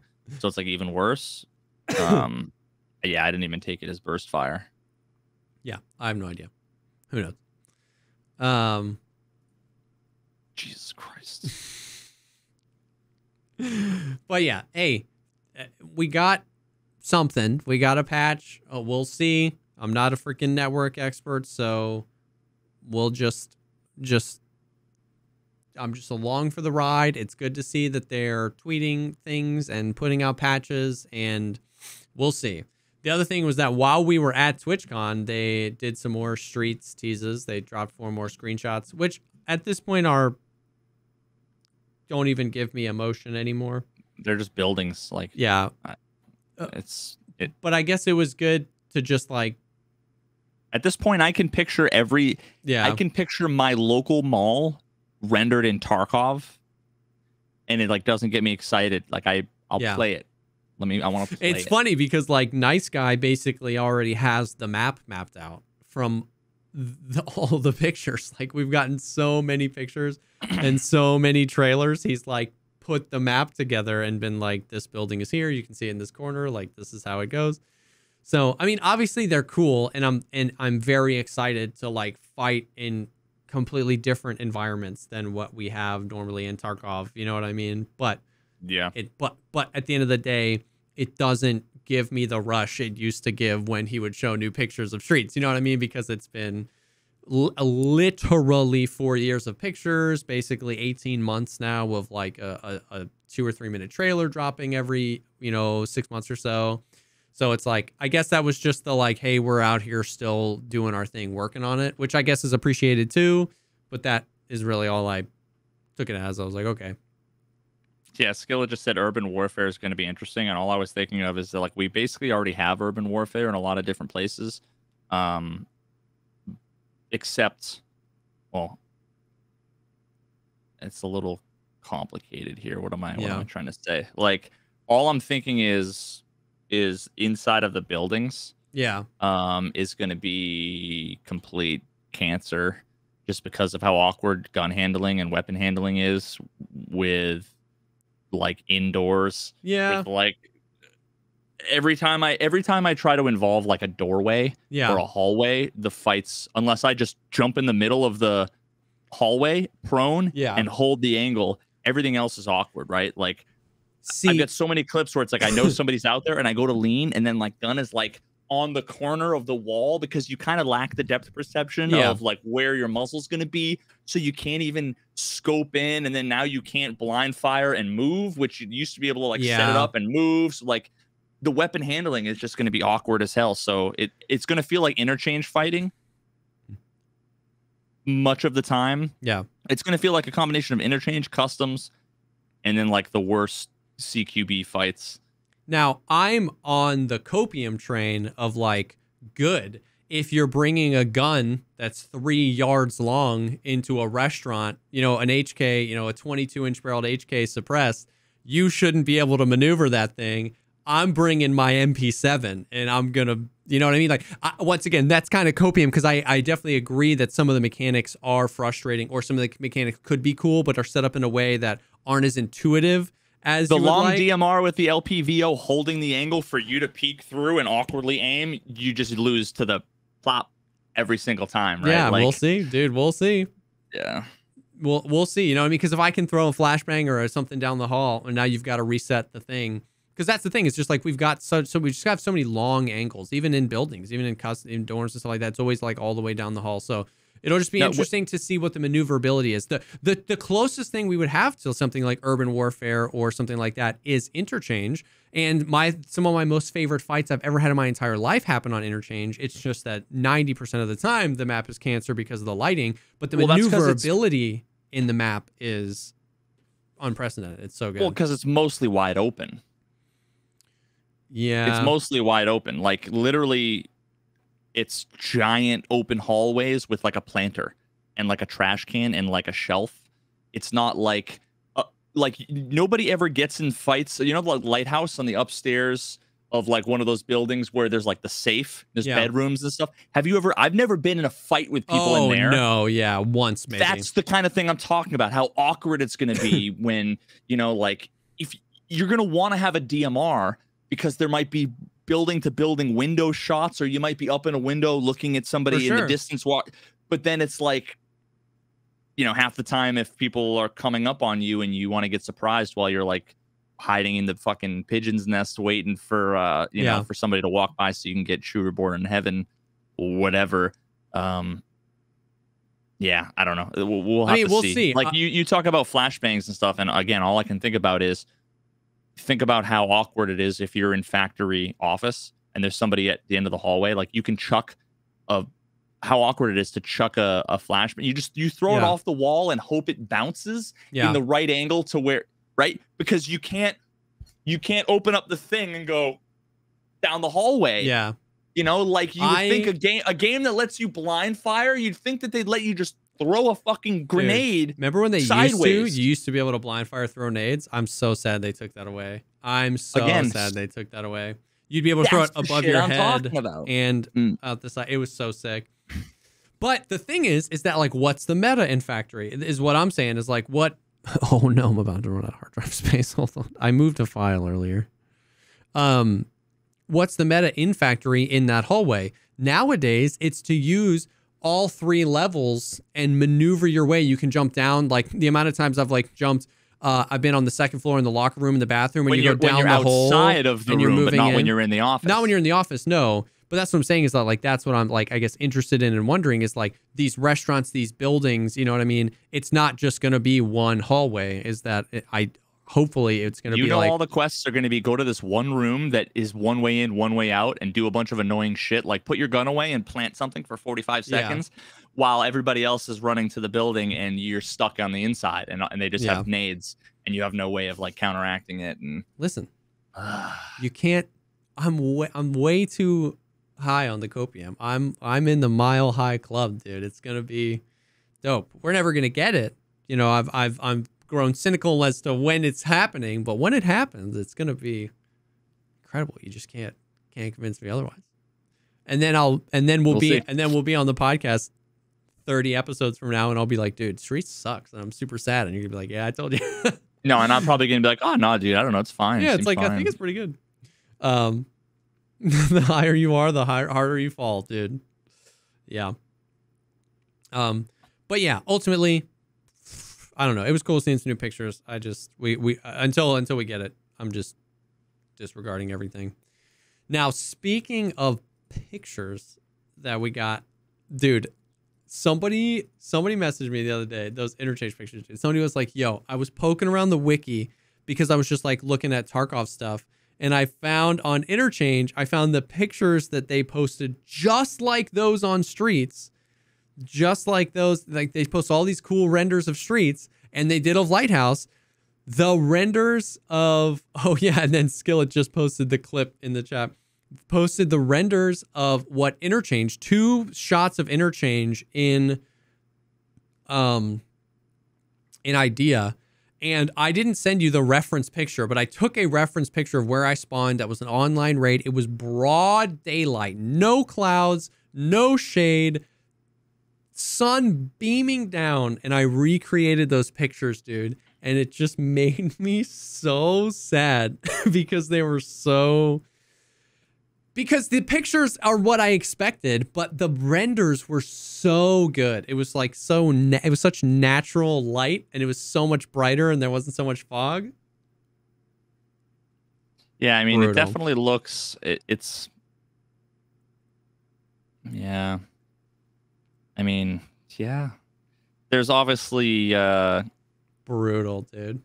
Yeah, there's something about when you look at the normal, the like current version versus the teasers that we got, where it's like there is more atmosphere, but it's like, do you want twice the atmosphere but you only get 10% of like the realism and playability?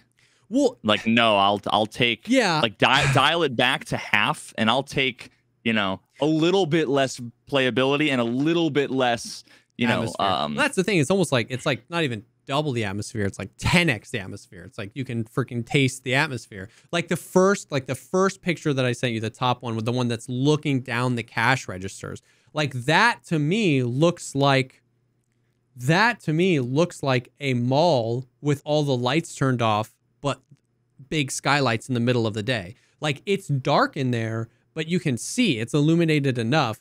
The recreated picture is just like, it's just pitch black. It's dark for no reason. It's just pitch black dark, 4 inches from complete and utter illumination. And that, like, you know what I mean? That's what I'm saying. It's just like, obviously I want it to be darker when the power's off, when the lights are off, than when they're on. Duh. But it's like, go anywhere in interchange and look up, and you're looking at a skylight as big as my home, as big as my house. Like, you know what I mean? It would on a sunny day, you know, like it's looking, the lights are on.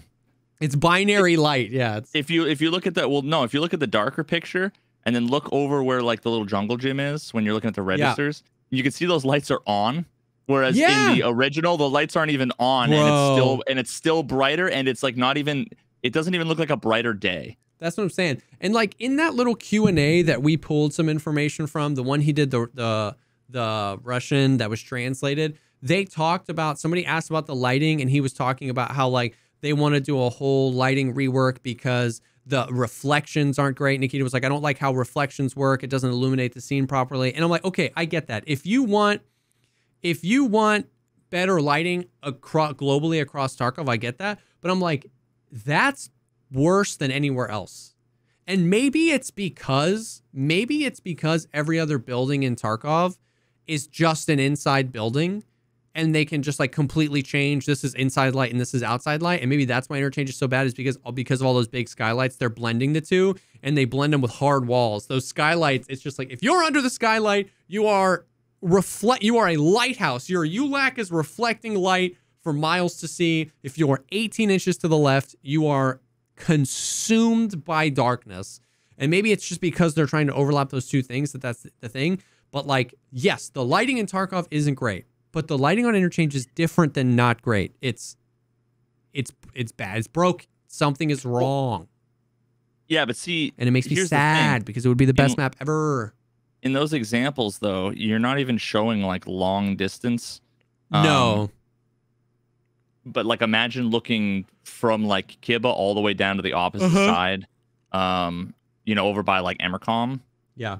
Where now it would be that dark, but then it's also then foggy. Yeah. So it's like you can't even. There's no contrast. Yeah. It's just fog, and you know the question there is like, is the fog there because it helps performance? Because they like you could maybe argue that like, oh, the fog covers the stuff up, but they're probably just still rendering all of the like we already know they render everything through 19 layers of walls and concrete. If you go underground, if you go fucking underground in on customs underneath the old gas, you know how there's like that underground exfil? Yeah. If you go there and look towards Fortress, you'll get twice the frames as if you look towards the edge of the map. Like, and you're like underground and there's like 10 feet of fucking ground and it's still rendering all the things. Yeah. So it's like you can't even make the argument that like, oh, they're just covering up the culling with the fog. It's like, no, they're not even culling. They just added fog, which probably actually makes it even perform worse. Yeah, and it's just gross. The fog is unbelievable. The fog is unbelievable. It's so thick. It's so terrible. I have a clip. I need to send you the file. But like, I was on the second floor at the like main window, you know, that like looks outside. But I was looking down towards like Goshen. So I was looking down the escalator, and that whole row where like the middle of the mall, in between those stores, there's like 3 sets of escalators, like right in the middle that get you. It's like a 78-foot skylight. It's just a skylight on the whole thing. And I was up top and down on the floor, on the first floor, but like just up at the next escalator. So probably 30 or 40 feet in front of me, but down that level. Sheaf, I was playing with Sheaf. And like I was zoomed in on him with an LPVO in a broad daylight raid, and you can just make out his silhouette. Barely.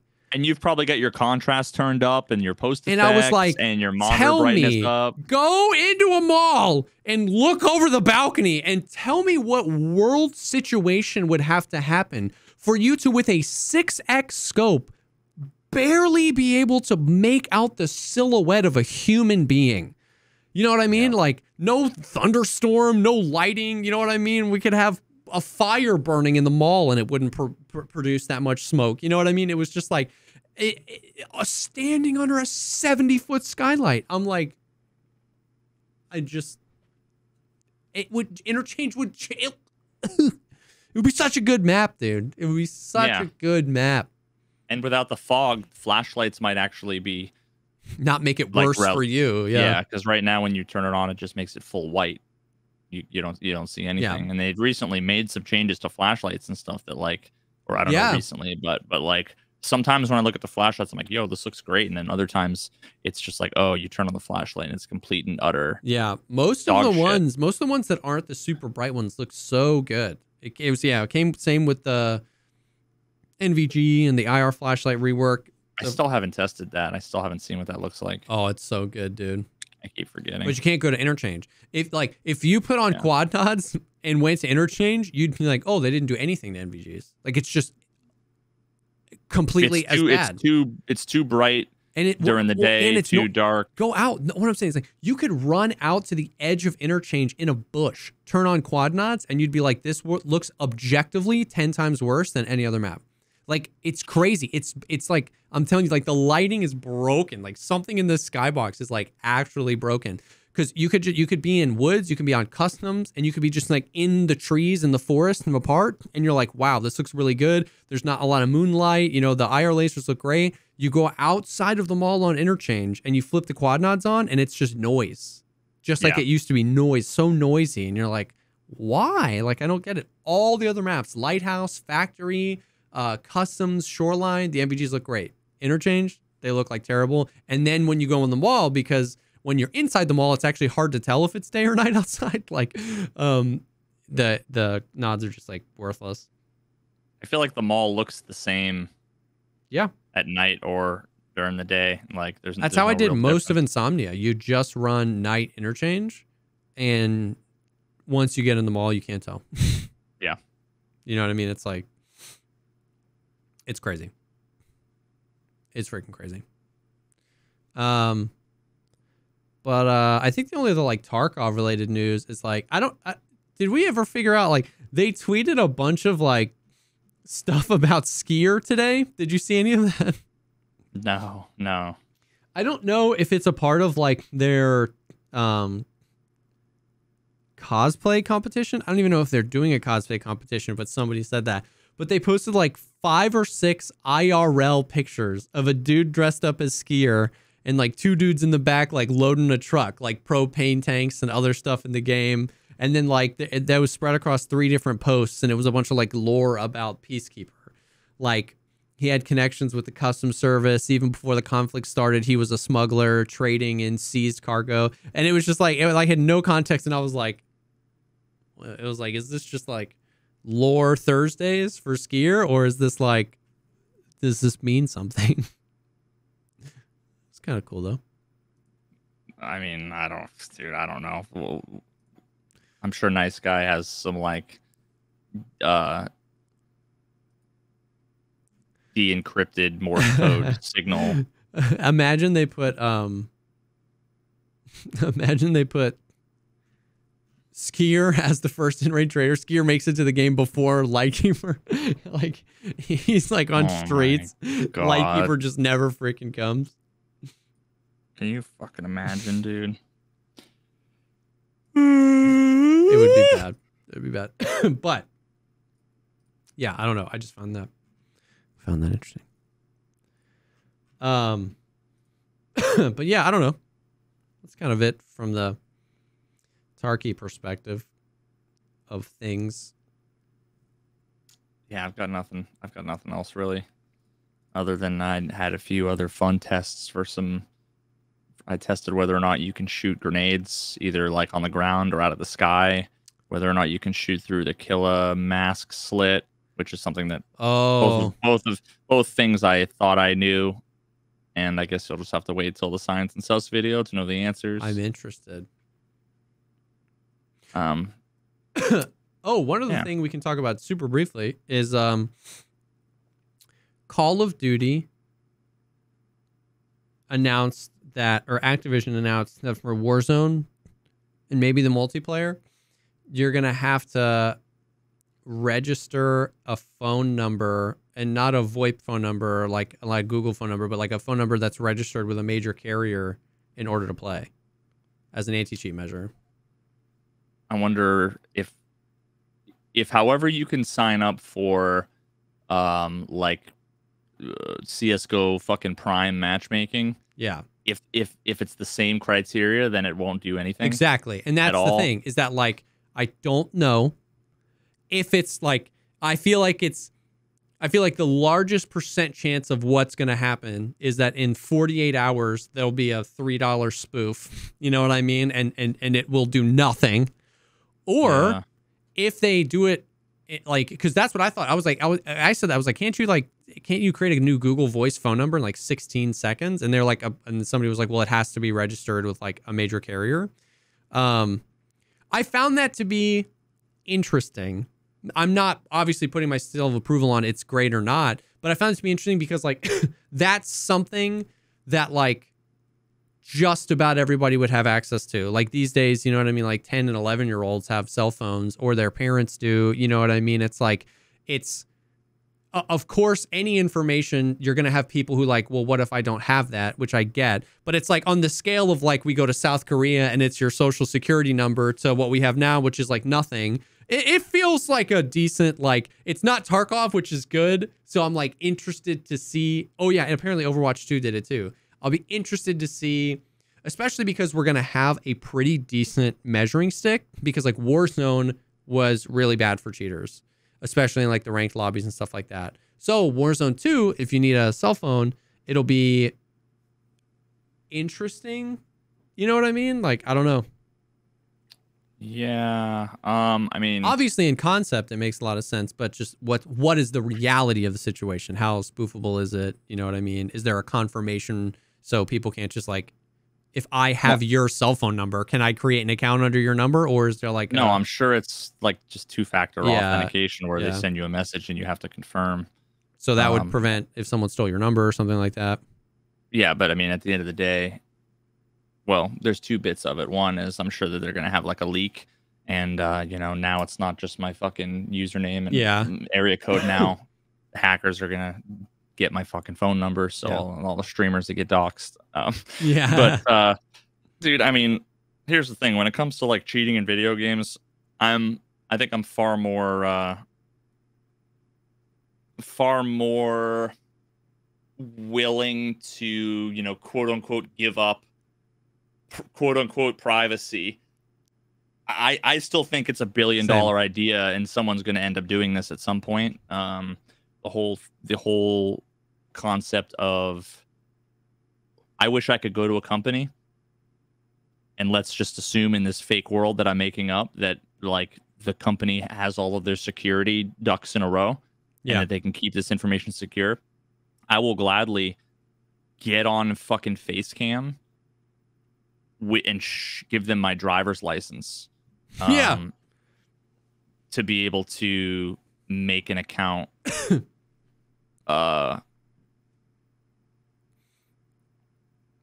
Yeah, like I would totally, because what that does is it gets past the issue of, if you can just make 1 million accounts, then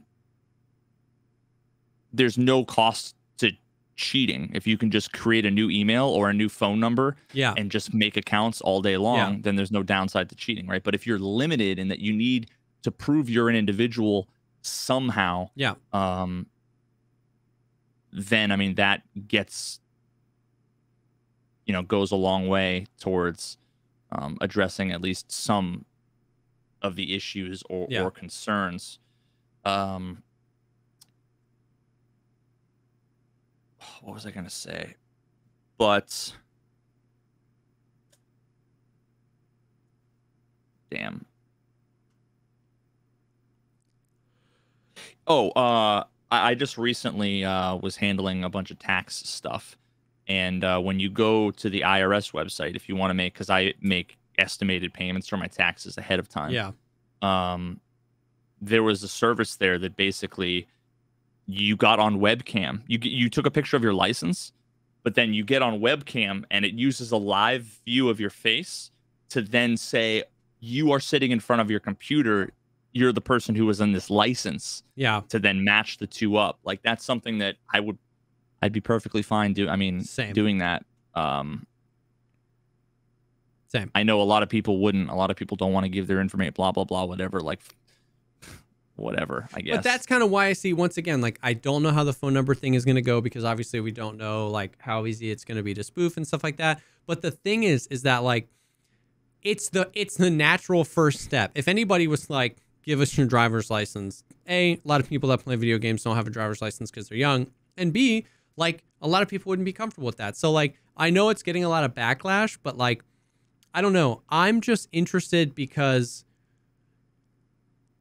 like, we have to do something, right? Like, the thing is everybody just wants to point in and be like, just fix it. And, like, there's just such a tremendous amount of incentive to continue to work on it and break it, because it's a repeatable offense. You know what I mean? Because it's an infinitely repeatable offense. So it just feels like it's, once again, if somebody in the industry, if an anti-cheat in the industry was like flawless, and like Team freaking Fortress 2 never had hackers, even with 100,000 concurrent players, then I feel like we could look and we could be like, wow, you guys are really dropping the ball. Somebody's figured it out and you guys can't. But the fact that every anti-cheat ever is like, you know what I mean? Like, people cheat. I've seen people cheat in Valorant. I've seen people cheat in Tarkov. I've seen people cheat in, well, it's just like every single one. I feel like this isn't that out of control of a step to take in the direction of at least attempting to limit the reusability of the account, you know what I mean? Or the, like, being able to just like regenerate an infinite number of accounts. I don't know if it's going to work. Obviously, thank God that they're not doing it in Tarkov. Like if they were doing it, because then it would all we would hear about, you know what I mean? So like, it'll just be interesting to see how it works in COD, if it helps. There's a lot of Warzone players that have a lot of experience with the cheaters over there. So we'll freaking see. One other point that I wanted to make real quick on that whole thing was that how do I say this? So a lot of times people say, I really wish there was like legal ramifications to cheating, right? Yeah. Well, here's the thing. The idea that I have, it kind of actually sort of kind of addresses that. Because if you like to get around what I'm talking about essentially requires identity theft. Yeah. Like basically, if you want to cheat, you're also going to be committing a felony in basically everywhere that you are. Yeah. So it's not that cheating would land you in jail. It's that in order to bypass the cheating software, you have to commit a felony. Yeah. Which means you're much more likely to go to jail if you get caught. Yeah. So like the 12-year-old who just wants to cheat, right? Like, you know, who their only repercussion might be they lose their $30 standard account or whatever. Yeah. You know, versus the person who does RMT and they buy an account for $15, but they make $50 in RMT, so they can just keep buying an account and keep paying for their hardware spoofers and keep paying $100 a month. That becomes a different calculus. When you have to consider that what you're doing is breaking laws, right? Yeah. Like now it's a different conversation. Yeah, true. Somebody made a really good point in chat. People would be like, hell no, I'm not giving my information to VSG, and then go on TikTok.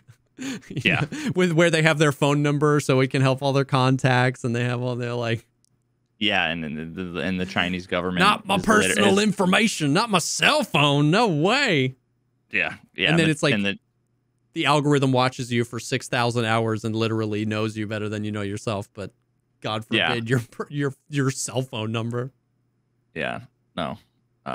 And you know, the Chinese government basically has said to any companies operating there that like feel free to take any of the shit you want. Yeah. All the data, like it's free fucking reign. It's a funny point because like literally like if you Google like his TikTok stealing my data, like every respected person in the industry is like, delete that app from your phone. It's terrible. They're taking everything. And we're like, you know, 1.5 billion downloads of the app.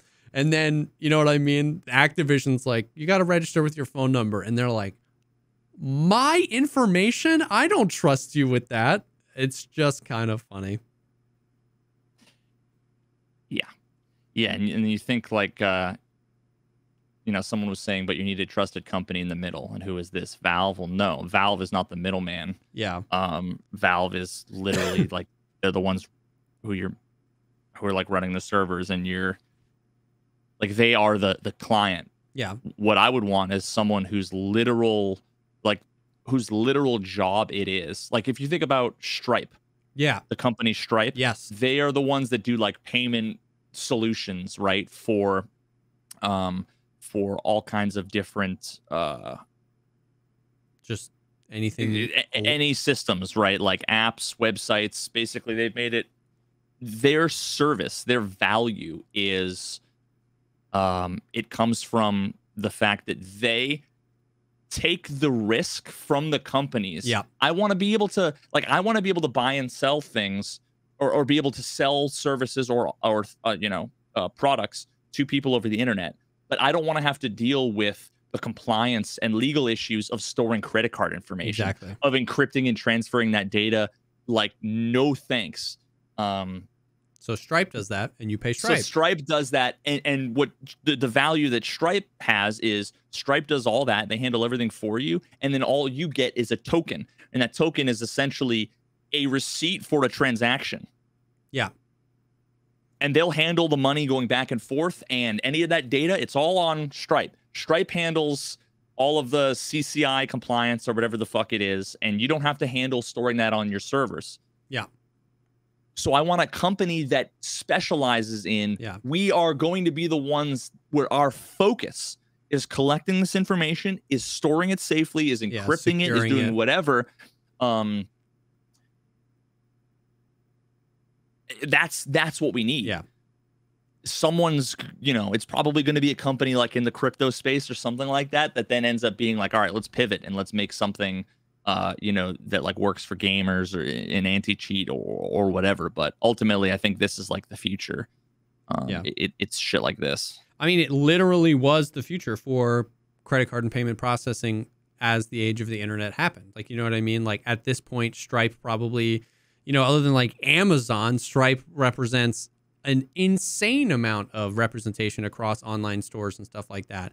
And because the nature of their business, because their business is securely handling that data, all the money they make and the overhead is making sure it's secure. It's not getting more sales or whatever. I mean, obviously they're trying to sell their service, but like, you know what I mean? So yeah, I mean, that's interesting. I don't know. I agree.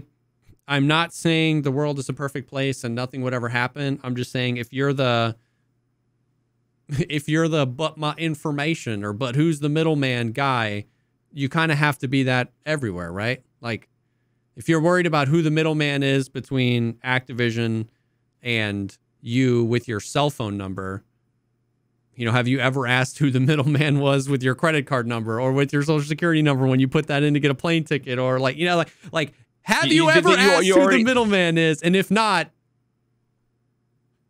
cool. Yeah, you already like anytime you've ever bought anything online, you've trusted some company with your credit card information. Yeah, you got Apple Pay or you gave them your credit card information. Like, yeah, it's just. So once again, that's not saying we should ignore it and look the other way completely. I acknowledge the world is a mess up place, and I acknowledge that companies that are literally built on security have gotten hacked and that your information is your information. I'm just saying that, like, conveniently picking and choosing when it's a problem, and then with the other hand complaining that, the anti-cheat doesn't work or something like that. It's just like, I'm not saying that this is going to be a good move for Activision. I'm saying it was like the most unique move I'd seen in a really long time. Yeah. You know what I mean? I don't know.